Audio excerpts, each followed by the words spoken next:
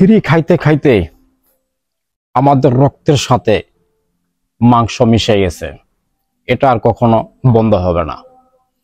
অনেক গর্ববোধ মনে করে একটা ভিডিও পোস্ট করছিলাম ইউটিউবে এবং ফেসবুক আইডিতে। ভিডিও পোস্ট করার আপলোড হওয়ার পরে, পাবলিশ হওয়ার পরে এই দৃশ্যটা আমি দেখতে পাই।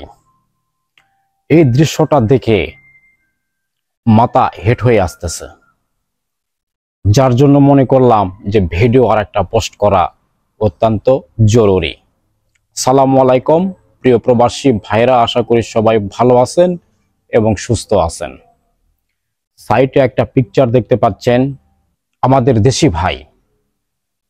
ভিতরে কিন্তু মসজিদ, আর এটা কিন্তু মসজিদের ওয়াল এবং রাস্তার পাশেই কিন্তু মসজিদটা। ভালো করে খেয়াল করে দেখেন যে এই বাংলাদেশি ভাইয়ের হাতে কিন্তু পলিথিন রয়েছে। এটা কোনো কারবার হলো? এটা কোনো কথা হলো? বলেন তো, এরা কোন বাংলাদেশের কোন এলাকার? আমার খুব জানতে ইচ্ছে করতেছে যে বাংলাদেশের কোন ডিস্ট্রিক্টে এদের বাড়ি।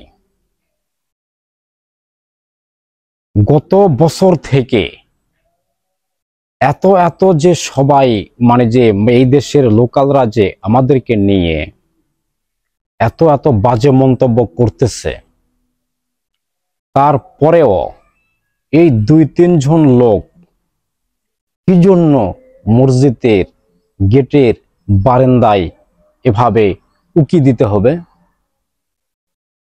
এটা কোনো কথা হলো ভাই? আর কবে আমাদের আর কবে আমাদের বিবেক হবে? কবে আমাদের চোখ খুলবে? আর কত অপমানিত হলে আমাদের বিবেক জ্ঞান হবে বলেন? আমার তো মাথায় কাজ করতেছে না এই জিনিসটা। এই দৃশ্যটা দেখার পরে যে আমি কি করব? ভিডিওটা কি, যেটা আমার পাবলিশ হয়েছে, সেটা কি আমি ডিলিট করে দিব না রেখে দিব?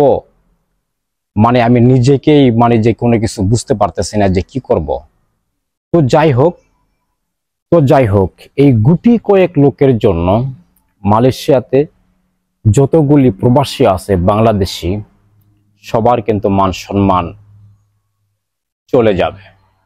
অলরেডি তো গেছেই, কিন্তু এবার মনে করেছিলাম যে এত কিছু হওয়ার পরেও হয়তোবা কোনো বাংলাদেশি প্রবাসী ভাইয়েরা আর এই 30 টাকা 35 টাকার জন্য মাংস নেওয়ার জন্য মসজিদের বারান্দায় এভাবে দাঁড়িয়ে থাকবে না, কিন্তু দাঁড়িয়ে থাকছে।